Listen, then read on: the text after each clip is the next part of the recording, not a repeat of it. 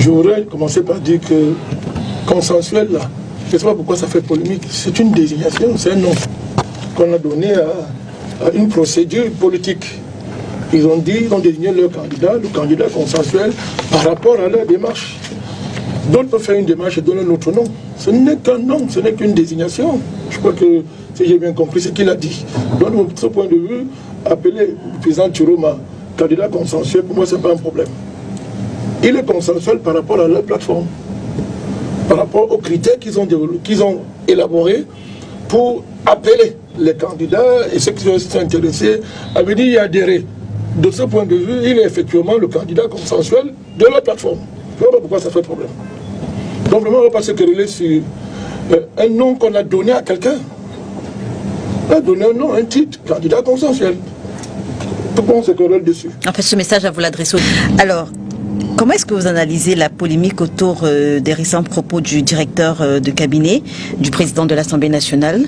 Il y a notamment cette phrase qui fait débat dans l'opinion publique: Paul Biya a tout donné au Grand Nord.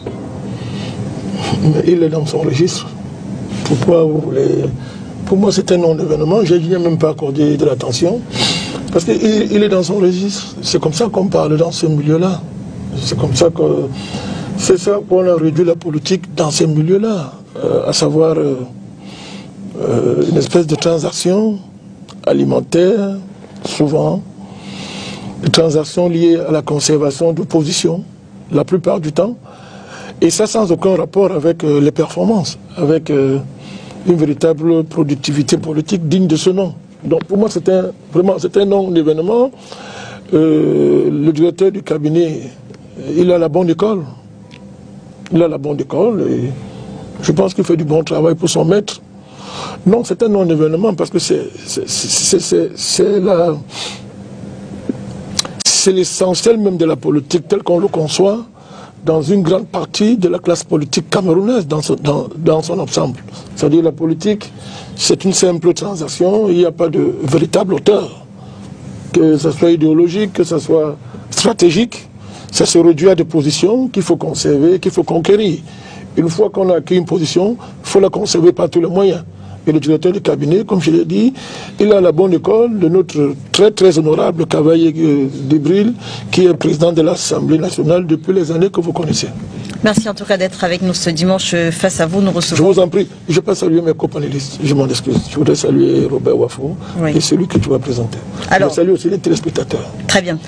Face à vous, nous recevons Patient Parfait Ndom de l'Union pour le changement 2025, l'UPC 2025. Bonjour Monsieur Ndom, merci d'avoir accepté notre invitation. Bonjour Princesse Leila, c'est toujours un plaisir. Reine Leila. Ah, reine. Vous savez, pour moi, toutes les femmes sont des princesses, surtout les femmes africaines, les femmes noires.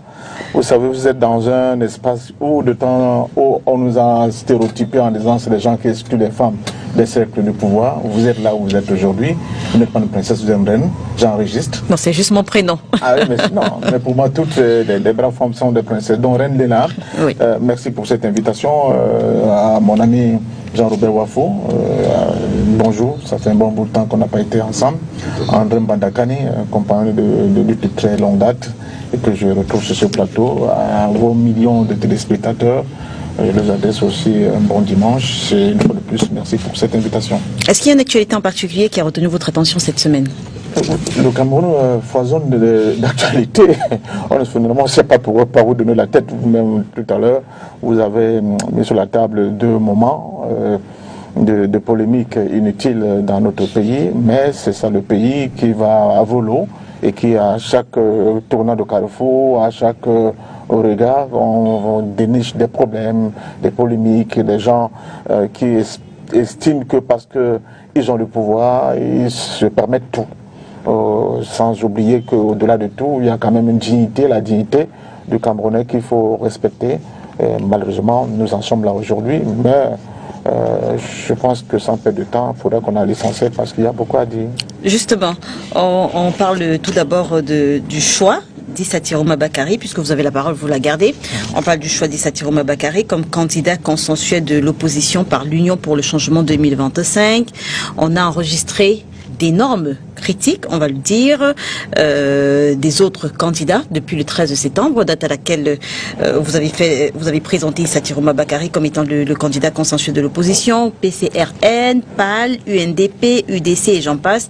Comment prenez-vous ces critiques? Est-ce que vous comprenez le fait que les candidats, les 10, notamment les 10 autres de l'opposition, estiment qu'ils devraient être au centre des échanges entre eux, au centre des concertations et pas à travers, et que ça ne devrait pas se faire à travers un intermédiaire, l'UPC 2025 notamment? Bon, je ne sais pas comment vraiment dire cette manière de voir les choses de la part de nos candidats dits de l'opposition. Vous avez vu des sorties comme celle de Célestin Bézégui, du PAL. Oui, mais avec beaucoup de contradictions. Premièrement, un candidat consensuel n'est pas un candidat unique. Un candidat unique, certes, peut être un candidat consensuel, mais un candidat consensuel n'est pas un candidat unique. Donc là, il faut évacuer ça. Parce que j'ai entendu beaucoup de gens dire c'était à nous de nous retrouver pour nommer ou bien élire ou bien désigner ce candidat unique. Ce n'est pas le cas de la candidature unique. La candidature consensuelle, elle est fonction de quoi? C'est vis-à-vis de quoi? C'est vis-à-vis d'un contrat pour nous, au niveau de l'Union pour le changement en 2025, entre les formations politiques et les associations dont nous constituons. Je rappelle que nous sommes 20 partis politiques pour l'instant. Ah, vous n'êtes plus 50? Non, je viens, 20 partis politiques pour l'instant, plus des associations. Nous sommes déjà passés d'ailleurs à 60, on n'est pas à 50 actuellement. C'est ce groupe-là qui s'est réuni et a contacté l'ensemble des partis politiques qui sont candidats à cette élection présidentielle en leur faisant part de notre projet, n'est-ce pas, qui est un contrat entre le groupe que nous représentons et ces partis politiques pour avoir un programme de transition politique. Il y a 6 points qui sont majeurs. Avec votre permission, si vous voulez bien, je peux donner ces points-là et qui sont à la base de ce contrat que nous avons voulu faire avec ces formations politiques. Oui. Bon, le premier point, c'est des priorités de notre politique. C'est ramener la paix et la sécurité dans le pays, réconcilier les Camerounais avec eux-mêmes et leur histoire. Troisièmement, exalter la conscience nationale et le patriotisme. Le deuxième, c'était nous dire complet et indépendant de l'État du Cameroun, c'est-à-dire faire un État des finances publiques et de la dette, faire une évaluation patriotique du patrimoine de l'État, faire un inventaire des ressources naturelles. Troisièmement, les réformes institutionnelles. Alors, nous estimons qu'il faut raffermir la souveraineté nationale, revoir la forme de l'État, éradiquer la corruption et instaurer la bonne gouvernance, se doter d'un code de nationalité qui intègre pleinement la diaspora, et enfin, quatrièmement, dans ce domaine-là, se doter d'un code électoral consensuel. Alors, quatrième point, les réformes structurelles de l'économie. Renforcer la souveraineté économique, jeter les bases d'une économie industrielle et digitale, assurer une meilleure répartition des fruits de la croissance. Cinquièmement, les réformes sociales, réformer le système éducatif, lever les obstacles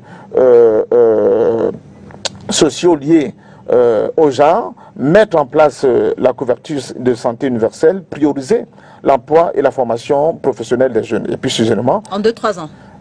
Non, c'est entre 3 et 5 ans. Et sixièmement, le panafricanisme et la diplomatie multipolaire. Participer activement au processus d'unification de l'Afrique.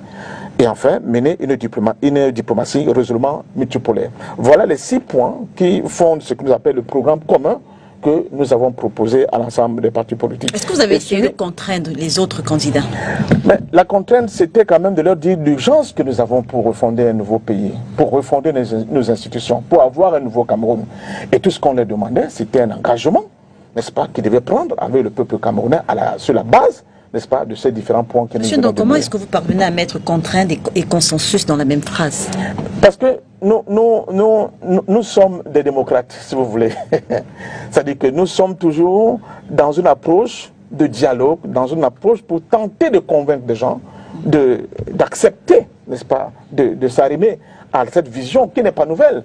Je rappelle déjà qu'en 1992, l'Union pour le changement de 1992, c'était la même veine, le même procédé, la même philosophie, n'est-ce pas? Essayer de convaincre le maximum des acteurs politiques dans un projet commun pour être en phase avec la demande de notre peuple aujourd'hui et rebattre les cartes pour refonder complètement les institutions de notre pays, dont beaucoup sont victimes et sur ce plateau et un peu partout sur l'ensemble du territoire national. Donc nous estimons qu'à la fin de tout ce processus, un seul candidat, on est désolé de le constater, a accepté, n'est-ce pas, ces différents points et a signé un engagement que nous avons déjà aussi. Je crois que je reprendrai la parole pour lire cet engagement aussi. Et ce candidat, c'était M.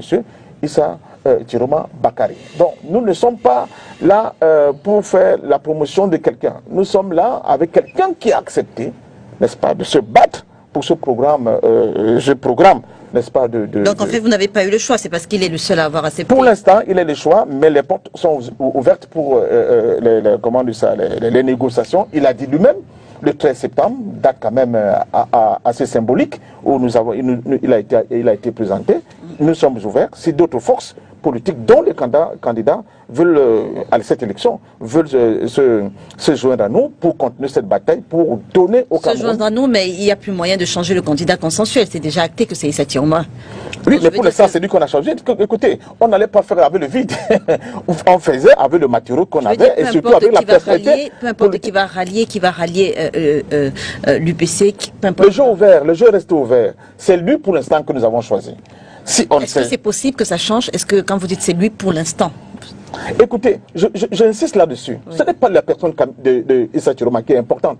C'est notre programme qui est important. Si nous avons un autre candidat qui accepte, n'est-ce pas, d'accepter et d'assumer ce programme politique, je crois que les débats sont ouverts et on verra bien. Mais nous constatons tout simplement que depuis que Issa Chiroma Bakary a été choisi comme le candidat de l'Union pour le changement 2025, de plus en plus sa cote monte et les foules se reconnaissent en ce projet et en ce candidat qui est porteur de ce programme-là. Bandakani, on a vu justement les images de Issa Chiroma Bakary dans la région de l'Est.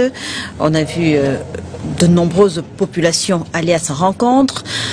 On a également vu des Camerounais qui disent être séduits par le discours de l'homme. Pourtant, ce n'est pas l'avis des 10 autres candidats de l'opposition, on va le dire ainsi. Qu'est-ce qui, selon vous, dérange fondamentalement avec la candidature, avec le choix d'Issa Chiroma Bakary? D'abord, je voudrais saluer l'effort. Il faut saluer tous les efforts qui sont faits pour dynamiser le paysage politique. Il faut saluer ça. On est là dans une dynamique qui enrichit et nourrit la dynamique politique dans le pays. Ça a salué. Il y a des éléments dans le programme qui sont d'une violente actualité. Donc il faut saluer ça. Simplement, quand j'ai fini de dire ça, Président Bandakani, quand j'ai fini de saluer l'effort qui a été fait au niveau de l'UPC 2025, je voudrais commencer par dire que consensuel, là, je ne sais pas pourquoi ça fait polémique, c'est une désignation, c'est un nom qu'on a donné à une procédure politique. Ils ont désigné leur candidat, le candidat consensuel, par rapport à leur démarche. D'autres peuvent faire une démarche et donner un autre nom. Ce n'est qu'un nom, ce n'est qu'une désignation. Je crois que, si j'ai bien compris ce qu'il a dit. Donc, de ce point de vue, appeler le président Chiroma candidat consensuel, pour moi, ce n'est pas un problème. Il est consensuel par rapport à leur plateforme, par rapport aux critères qu'ils ont élaborés pour appeler les candidats et ceux qui sont intéressés à venir y adhérer. De ce point de vue, il est effectivement le candidat consensuel de la plateforme. Je ne vois pas pourquoi ça fait problème. Donc vraiment, on ne va pas se quereller sur un nom qu'on a donné à quelqu'un. On a donné un nom, un titre, candidat consensuel. Pourquoi on se querelle dessus? En fait, ce message, vous l'adressez aux 10 autres non, je laisse à personne de faire une analyse. Puisqu'on est en train de faire... il y a une querelle sur le mot consensuel. Je trouve que cela passe à raison d'être. Puisque si je fais ma plateforme, j'ai agrégé des groupes, partis politiques, sociétés civiles qui s'y intéressent. Je donne le nom que je veux à ça. Et ça me regarde moi et ceux qui adhèrent à mon programme. Très bien. Pourquoi ceux qui n'ont pas adhéré, pourquoi ça fait problème pour cela? Donc vraiment, moi je suis tranquille avec ça. Hein. Voilà. Maintenant, dans le fond, ça c'était sur la forme. Dans le fond, on ne change pas un pays avec les foules. C'est même dégradant d'appeler les êtres humains des foules. Parce que les foules sont tout ce qu'il y a de moins réfléchi. Une foule ne réfléchit pas. Une foule est passionnée. C'est un agrégat de passion. Il faut un peuple conscient pour porter une dynamique de changement. Donc si vous réduisez les gens qui suivent le président Tiroma à des foules, ce n'est pas intéressant. Parce qu'on a déjà vu dans l'histoire que les foules ne débouchent sur rien de concret. Deuxièmement, jusqu'à preuve du contraire. Vous aurez préféré que quand il arrive à Berthois, qu'il n'y ait personne pour l'accueillir? C'est vous qui l'appelez cette personne de population qui le suivent les foules, c'est vous, non? Moi, il y a une différence entre les populations, les foules, un peuple conscient. Si vous voulez, on a vu des Camerounais sortir en masse pour l'accueillir, si vous voulez. Dans ce cas, il faut donc qu'il fasse conscience. En politique, c'est la conscience qui compte. C'est-à-dire la conscience pour la capacité à s'organiser, à comprendre ce pourquoi on s'organise et à assumer ses actes. C'est très différent de la grégarité et de la spontanéité, même si c'est souvent nécessaire en politique. Donc il y a ça qu'il faut régler. Troisièmement, de manière fondamentale, je comprends très bien la dynamique qui est derrière l'UPC 2025. Il faut mobiliser sur une base nationale, mobiliser sur des bases régionalistes, sous-régionalistes et communautaristes. C'est bien, mais ce n'est pas à la hauteur des enjeux du pays.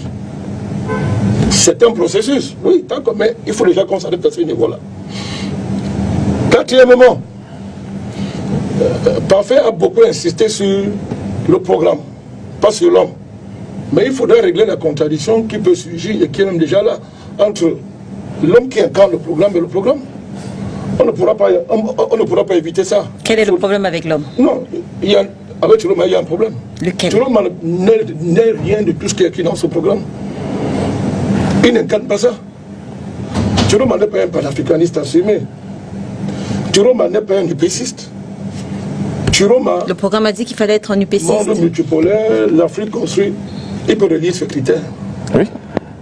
Est-ce que le programme a dit quelque part qu'il fallait être un UPCiste? Non, pas du tout. D'accord. Mais la dynamique là, la dynamique est portée par des UPCistes. Je peux nier ça, Parfait. Pardon? Cette dynamique est portée par des UPCistes. Non, ne nous égarons pas. Restons sur les 6 points qui ont été dits. Pas que par les UPCistes, par les UPCistes et d'autres non-UPCistes. Non, le mot égaré est fort. Personne n'est égaré. Non, je dis revenons sur les 6 points. Dans les 6 points, il n'est pas dit qu'il faut être absolument UPCiste pour faire partie de la coalition. C'est très bien. J'ai donc cité d'autres choses. Pourquoi tu lèves d'autres choses qui sont importantes? Lesquelles, par exemple? La prise en compte du monde multipolaire. Oui, c'est la construction de l'Afrique. Oui. Compte tenu d'autres critères. Oui. Monsieur Tiroma n'incarne aucun de ces critères-là. C'est votre point de vue. Non, c'est un fait. On ne vient pas panafricaniste en 2 jours parce qu'on a fait semblant de démissionner du gouvernement de M. Biya. On ne prend pas en charge le monde multipolaire tel que tu sais ce que ça coûte. Parfait. On ne le prend pas en 2 jours parce qu'on a démissionné. Je ne dis pas qu'il ne peut pas le devenir. Mais il faut qu'il fasse ses preuves. Ce n'est pas en 2 jours qu'on règle ça. Donc c'est ça que j'étais en train de dire. Il faut bien me comprendre quand je parle. Je dis qu'il faudra à un moment donné que celui qui incarne, si c'est lui, parce que c'est encore ouvert si j'étais bien suivi. Si c'est lui, parce que j'étais bien suivi, c'est encore ouvert. Maintenant, si c'est lui, il faudra bien, ça s'imposera en tout cas durant la campagne, qu'il n'y ait pas de contradiction entre l'incarnation de votre programme et votre programme. Et ce n'est pas un petit problème en politique. Monsieur Tiroma n'incarne rien de tout ça. Rien de tout ça. Qu'est-ce qu'il incarne, monsieur Tiroma? Il incarne le passif. Il a un engagement qu'il a signé. Hein. Je suis d'accord. Je reviendrai sur l'engagement tout à l'heure. Non, mais je suis d'accord, Parfait. Voilà. Mais ce n'est pas toi, ta grande expérience que je connais, oui, qu'on va dire que les engagements en politique valent ce qu'ils valent. Tu le sais très bien. Et qu'il arrive en politique, souvent, les engagements... en politique, il arrive beaucoup que les gens prennent des engagements, ils ne respectent pas une fois qu'ils sont au pouvoir. Ça s'est passé plus. Ça se passe même plus de fois que ceux qui respectent leur engagement. C'est un fait. Donc, je dis que, tout en appréciant l'effort qui a été fait par l'UPC 2025, parmi lesquels j'ai des camarades pour qui j'ai beaucoup de respect, Anissène, Djokam, toi, mais je suis obligé de constater, même si je ne le constatais pas, ça s'imposera à vous dans la campagne. Il faudra bien régler ça. Donc, voilà, c'est ce que je peux dire dans un premier temps. Très bien. Jean-Robert Wafo, à votre avis, pourquoi est-ce que cette candidature fait autant parler? Pourquoi est-ce qu'elle fait autant sortir de leur gants les 10 autres candidats? Non, mais écoutez, je ne suis pas là pour commenter les personnes qui sont portées à la tête des coalitions. Parce que, voyez-vous, toute coalition ou tout regroupement qui vise à faire partie du système en place n'est pas à décrier. Il ne faut pas décrier. Parce que l'objectif final, c'est quoi? Quand on fait de la politique, on doit avoir des objectifs, notamment quand une échéance comme la présidentielle, qui est la plus importante, arrive. Ou vous êtes avec le sortant, ou vous êtes contre le sortant. Et quand vous êtes contre le sortant... Il n'y a que ces deux alternatives-là. Oui, ou vous êtes avec le sortant, ou vous êtes contre le sortant. Alors, si vous êtes contre le sortant, il serait contre-productif, n'est-ce pas, d'attaquer quelqu'un qui est dans la même dynamique que vous.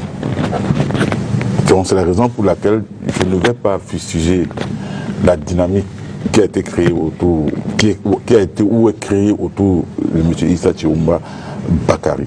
C'est un candidat, il est tout à fait normal que les gens puissent s'exprimer par rapport à ça, puissent s'agréger autour de sa candidature, que des personnes fassent ce choix. C'est tout à fait normal. Bon, ben, ce que je vais dire, c'est quoi? C'est que le Cameroun est à une phase extrêmement importante, je veux dire un moment crucial de sa vie, de son histoire.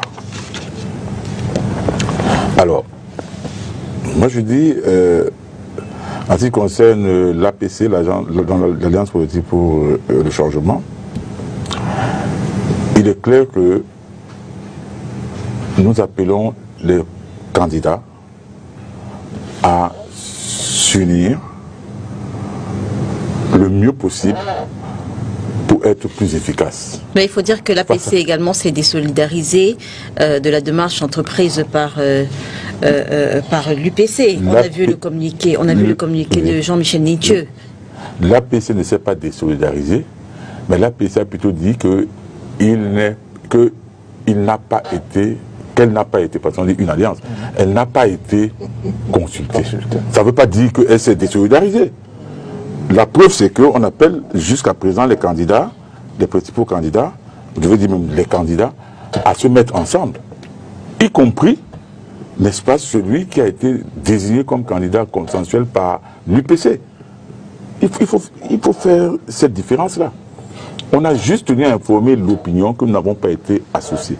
Ça ne veut pourtant pas dire que nous sommes contre le candidat qu'ils ont désigné comme leur porte-flambeau.